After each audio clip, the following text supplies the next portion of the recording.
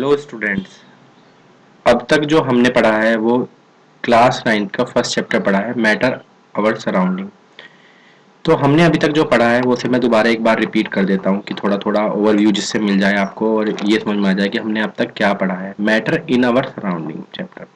तो हमने अब तक particle nature of matter, characteristic particle of matter, basis of classification of types, 5 states of matter, ये सब हमने पढ़ लिया था लेक्चर 1 में। सॉलिड लिक्विड गैस का जो है क्लासिफिकेशन भी चैप्टर लेक्चर 1 में हमने पढ़ा था और प्लाज्मा के बारे में लेक्चर 2 से हमने शुरू करा था। तो लेक्चर 2 में हम अब तक microscopic study solid liquid gas और प्लाज्मास और बीईसी बोस्ट आइंस्टीन कंडेंसेट, इसकी स्टडी हम अब तक यहाँ तक कर चुके थे। फिर हमने जहाँ पे छोड़ा था वो था interchange in states of matter. यहाँ पे हमने जो है ये छोटे छोटे पॉइंट थे कि भाई मैटर की जो है हम इंटरचेंज कर सकते हैं, तो हम यहाँ तक पढ़ चुके थे। तो हम उसी इंटरचेंज में एक पॉइंट पढ़ रहे हैं, सब्लिमेशन। बहुत ही इंपॉर्टेंट पॉइंट है, हम इसे ध्यान रखेंगे और हाईलाइट करके रखेंगे कि हमें जो है ये पॉइंट हमें जो है 10th में भी इम्पोर्टेंट है, 11th में भी इम्पोर्टेंट है, 12th में भी इम्पोर्टेंट है और बहुत सारे कॉम्पिटिटिव एग्जाम में ये आता है, सब्लिमेटरी सब्लिमेशन या एग्जाम्पल ऑफ सब्लिमेशन। ठीक है, ओके। तो हम इसे शुरू करते हैं। तो सब्लिमेशन क्या है?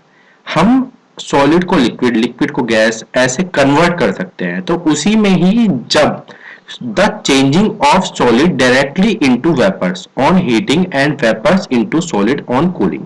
तो इसमें यह बता रहा है कि सॉलिड को अगर हम हीट करें और वो डायरेक्टली वेपर में कन्वर्ट हो जाए, हीट से वेपर में कन्वर्ट हो जाए, और फिर vapour into solid on liquid, कि वेपर जो है वो लिक्विड से बिना लिक्विड के सॉलिड में चेंज हो जाए। ठीक है, ऐसे प्रोसेस को हम सब्लिमेशन कहते हैं। ठीक है, जिसमें जो है solid directly converted into vapour without living in liquid, कि जिसमें जो है एक बीच का प्रोसेस सॉलिड लिक्विड गैस में से, बीच में से लिक्विड हटा के डायरेक्ट सॉलिड से गैस में या वेपर में कन्वर्ट हो जाए, तो उस प्रोसेस को हम सब्लिमेशन कहते हैं। और वाइस वर्सा, मतलब इसका ही उल्टा भी इसने ट्रू बताया है। एग्जाम्पल में अमोनियम क्लोराइड, कैम्फर आयोडीन। ये अमोनियम क्लोराइड का जो है हम अगर सब्लिमेशन कर सकते हैं। कैम्फर आयोडीन, आपने जो है घर में कपूर देखा होगा, उसे हीट करते हैं और कपड़ों में रख देते हैं तो वो उसमें से बिना ही लिक्विड छोड़े हुए वो गायब हो जाता है। ठीक है, हम अब इन पे पढ़ेंगे कि इस पे टेम्परेचर का क्या इफेक्ट पड़ेगा। तो effect of temperature, effect of change in temperature, कि अगर हम टेम्परेचर को चेंज करें, कम करें, ज्यादा करें, तो इस पे क्या फर्क पड़ता है। The temperature effect on heating a solid varies depending on the nature of solid, कि अगर आप टेम्परेचर की बात कर रहे हैं तो वो सॉलिड के नेचर पे डिपेंड करता है कि उस पे क्या इफेक्ट पड़ेगा। द ये चीज इंपॉर्टेंट है, इसे भी हाईलाइट कर लेते हैं। The conditions required in bringing the change, कि वो कह रहा है कि अगर आपको चेंज करना ही है तो कुछ कंडीशन है। On increasing the temperature of solid the kinetic energy of the particle increases with overcome of the forces of attraction between the particle। तो ये कह रहा है कि अगर आप इंक्रीज करेंगे टेम्परेचर ऑफ सॉलिड, ठीक है, आपने सॉलिड का जो है टेम्परेचर इंक्रीज कर दिया, तो the kinetic energy of the particle, जो पार्टिकल हैं जिनसे सॉलिड मिलके बना हुआ है, छोटे छोटे टाइनी पार्टिकल, स्टार्टिंग में ही हमने इस बात को पढ़ा था कि जो छोटे छोटे टाइनी पार्टिकल हैं जिनसे मिलके सॉलिड बना हुआ है, उनके बीच में मूवमेंट बढ़ जाएगा। मूवमेंट बढ़ने का मतलब क्या है कि उनके बीच की काइनेटिक एनर्जी भी जो है वो बढ़ जाएगी। overcomes with the force of attraction between the particle, कि वो जो है बढ़ने से जो है फोर्स ऑफ अट्रैक्शन क्या हो जाएगा, वीक हो जाएगा। The solid melts into the converted into liquid, जिसकी वजह से सॉलिड जो है वो किस में कन्वर्ट हो जाएगा, लिक्विड में कन्वर्ट हो जाएगा। ये चीज बहुत इंपॉर्टेंट है। फिर आगे, the temperature at which a solid melts to a become a liquid at the atmospheric pressure is called melting point. तो यहाँ पे ये चीज इंपॉर्टेंट है, बहुत ज्यादा है, कि टेम्परेचर की बात करें और फिर जो है प्रेशर की बात करें तो उस पर क्या मेल्टिंग पॉइंट की डेफिनेशन का, कि अगर आप सॉलिड को मेल्ट करते हैं, ठीक है, और वो टेम्परेचर नोट करें और उसी पे एटमोस्फेरिक प्रेशर पे, जो एटमोस्फेयर हमारे ऊपर भी सब चीजों के ऊपर एक एटमोस्फेरिक प्रेशर होता है, तो उसकी अगर बात करें तो जब ये होता है उसी को क्या कहते हैं, मेल्टिंग पॉइंट। डेफिनेशन बहुत ज्यादा इंपॉर्टेंट है, इसे अच्छी तरीके से आप याद करेंगे, बहुत अच्छी तरीके से इसे याद करके अपनी कॉपी में राइट डाउन करेंगे। फिर कह रहे हैं the melting point of ice is 273.16 kelvin. तो यहाँ पे इन्होंने आइस का पिघलने का जो है वो केल्विन में दिया है। अभी जो नेक्स्ट लेक्चर होगा उसके अंदर केवल एक ही छोटा सा टॉपिक कि सेल्सियस को केल्विन में, केल्विन को सेल्सियस में कैसे चेंज करते हैं वो चीज बताई जाएगी। तो मेल्टिंग पॉइंट आइस का जो है 273.16 केल्विन इतना होता है। अभी आप इसे याद करेंगे और अगला जो पॉइंट इससे जुड़ा हुआ है वो आपको अगले लेक्चर में बताया जाएगा। The process of melting, that is change of solid into the liquid state, is also known as fusion। कि इसमें कह रहे हैं मेल्टिंग का, चेंज ऑफ सॉलिड स्टेट का इनटू द लिक्विड का, ये भी जो है एक प्रोसेस जिसे हम सब्लिमेशन कह रहे हैं, also called as fusion, fusion भी कहा जाता है। ठीक है, फिर अभी तक टेम्परेचर, अब पढ़ेंगे प्रेशर। केमिस्ट्री में जहां जहां पे भी आपको फिजिकल प्रॉपर्टीज के बारे में, केमिकल प्रॉपर्टीज के बारे में होगा तो वहां पे आपको थोड़ा सा ये भी पढ़ना पड़ेगा कि इफेक्ट ऑफ प्रेशर क्या है, इफेक्ट ऑफ टेम्परेचर क्या है। तो अगला बी पॉइंट क्या है, effect of change of pressure. तो यहां पे पढ़ेंगे पहला पॉइंट, इंक्रीजिंग और decreasing the pressure can change the states of matter. ये चीज है क्या, वो आपसे क्वेश्चन पूछ सकता है सिंपल कि आपको जो है स्टेट ऑफ मैटर जो है आपको चेंज करवानी है, सॉलिड से लिक्विड, लिक्विड से गैस करनी है, तो आप क्या क्या चीज कर सकते हो। तो आप कह सकते हैं प्रेशर लगा के हम जो है उसे चेंज कर सकते हैं।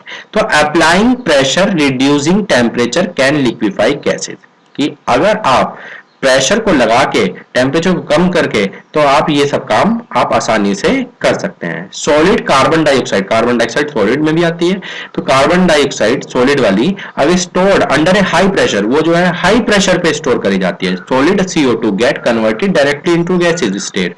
वो कह रहा है कि सॉलिड गैस CO2 को अगर आपको गैस में कन्वर्ट करना है तो आपको प्रेशर लगाना पड़ेगा विदाउट कमिंग इनटू लिक्विड, बिना लिक्विड में चेंज करे।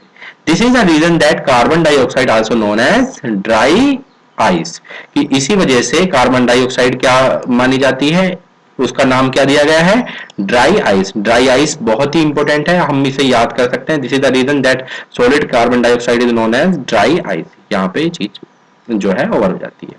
फिर अगला जो पॉइंट, ये इंपॉर्टेंट पॉइंट 9th के हिसाब से थोड़ा कम है लेकिन 10th के हिसाब से बहुत इंपॉर्टेंट है, लेटेंट हीट। 11th में ये अलग ही एक सेपरेट टॉपिक मिलेगा आपको, वहां पे भी ये पढ़ाया जाता है और इसे ही पढ़ाया जाएगा। ठीक है, तो हम इसे पढ़ते हैं कि लेटेंट हीट के बारे में। The hidden heat which breaks the force of attraction between the molecule during change of state. इसके बारे में डेफिनेशन दी गई है कि अगर आप हीट की बात कर रहे हैं, जो हिडन हीट है, जो फोर्स ऑफ अट्रैक्शन को जो है मॉलिक्यूल के बीच के फोर्स ऑफ अट्रैक्शन को तोड़ दिया, तो वो क्या है, लेटेंट हीट। तो यहाँ पे फ्यूजन की और वेपोराइजेशन की दोनों की डेफिनेशन दी गई है। आप इन दोनों को जो है इसी तरीके से लिखेंगे। Heat energy required to change 1 kg of solid into liquid, इसे क्या कहेंगे, फ्यूजन में। Heat energy required to change 1 kg of liquid to gas at atmospheric pressure attain boiling point. ये चीज हमें दोनों चीज आप लिखेंगे। मैं यहां से शुरू करता हूं, इवेपोरेशन और बॉइलिंग। इंपॉर्टेंट पॉइंट ये है। तो इवेपोरेशन और बॉइलिंग की बात कर रहा है यहाँ पे। Particle of matter are always moving and are never at rest, कि पार्टिकल जो होते हैं मैटर के वो कभी भी रेस्ट में नहीं रहते। At a given temperature in any gas, liquid और solid there are particle with different amount of kinetic energy। वो ये कह रहा है कि सॉलिड, लिक्विड, गैस की अगर बात करें तो इन सब में काइनेटिक एनर्जी जो होती है वो डिफरेंट होती है, जिसकी वजह से इनके पार्टिकल जो है मूवमेंट ज्यादा रखेंगे, गैस की मूवमेंट ज्यादा होगी। ऐसे ही वो चीजें यहाँ पे बात कर रहा है। इन केस ऑफ लिक्विड, यहाँ पे आते हैं सेकेंड पॉइंट में, in case of liquid a small fraction of particle at the surface having higher kinetic energy. वो लिक्विड की बात कर रहा है कि सरफेस की अगर बात करेंगे तो वहां पे काइनेटिक एनर्जी थोड़ी ज्यादा होगी। और ये वाला पॉइंट भी जो ऊपर वाला है ये भी बहुत इंपॉर्टेंट है। is able to break away from the forces of attraction, other particle get converted into vapor। force of attraction को तोड़ देंगे तो वहां पे जो है force of attraction कम होने की वजह से जो कन्वर्ट है वो वेपर के अंदर कन्वर्ट हो जाएगा। This phenomena of change of liquid into vapor at high any temperature below its boiling point is called evaporation। कि अगर boiling point से पहले वो वेपर में कन्वर्ट हो जाता है तो इसी को क्या कहते हैं, इवेपोरेशन। ठीक है, इंपॉर्टेंट पॉइंट है।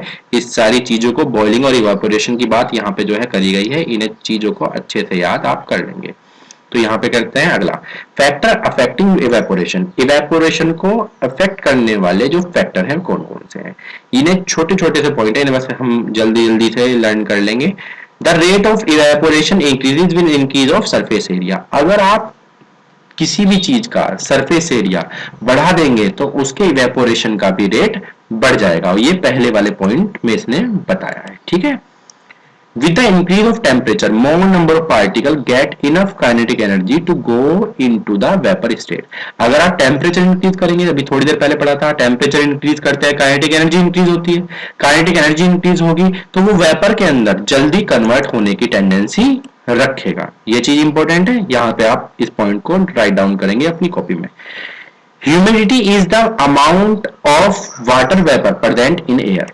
यहाँ पे ह्यूमिडिटी के बारे में पूछते हैं कि भाई ह्यूमिडिटी क्या है, लोग कहते हैं कि भाई ह्यूमिडिटी हो रही है, बहुत ज्यादा ह्यूमिडिटी हो रही है, तो वो ये पॉइंट यहाँ पे समझाना चाह रहा है कि humidity is the amount of water vapour present in air. Air के अंदर जो ह्यूमिडिटी है वो उसी को क्या, वेपर जो है उसे क्या कह रहे हैं, वो ह्यूमिडिटी कह रहे हैं। ये चीज यहाँ पे पॉइंट क्लियर होता है। The air around us can not hold more than a definite amount of water vapour eight give temperature. कि ऐसा नहीं है कि आपके चारों ओर जो वाटर वेपर है वो बहुत सारी क्रिएट कर सकता है, ऐसा नहीं है। एयर भी जो है कुछ ही पार्ट जो है वेपर का अपने अंदर होल्ड कर सकती है। ये चीज इसने सेकंड पॉइंट में इसमें क्लियर कर रहा है। If the amount of water in air is already high the rate of evaporation decreases. अब ये कह रहा है कि अगर अमाउंट ऑफ वाटर एयर के अंदर बहुत ज्यादा है पहले से ही तो वहां पे इवेपोरेशन कम हो जाएगा। अगला, विंड स्पीड, हवा की गति। The higher the wind speed the more is evaporation. Evaporation high हो जाएगा अगर वहां पे विंड स्पीड क्या होगी, हाई होगी। वाइंडी बोलते हैं, वाइंडी बोलते हैं। तो यहाँ पे ये वाला पॉइंट क्लियर हो जाता है। फिर अगला है इवेपोरेशन कॉजेज कूलिंग। यहाँ पे अगले पॉइंट में हम इवेपोरेशन के बारे में पढ़ेंगे भी, कूलिंग का क्या इसमें मैटर है। ठीक है, the particle of liquid absorb energy from surrounding to regain the energy loss during evaporation. कि इवेपोरेशन के लिए जब पार्टिकल जो होते हैं लिक्विड के वो एब्सॉर्ब करते हैं एनर्जी सराउंडिंग से, और अपने जो एनर्जी उसने लॉस करी थी, खत्म करी थी, उसे दोबारा रीगेन करने का प्रोसेस शुरू कर देते हैं। ये चीज इस पॉइंट में बताई गई है।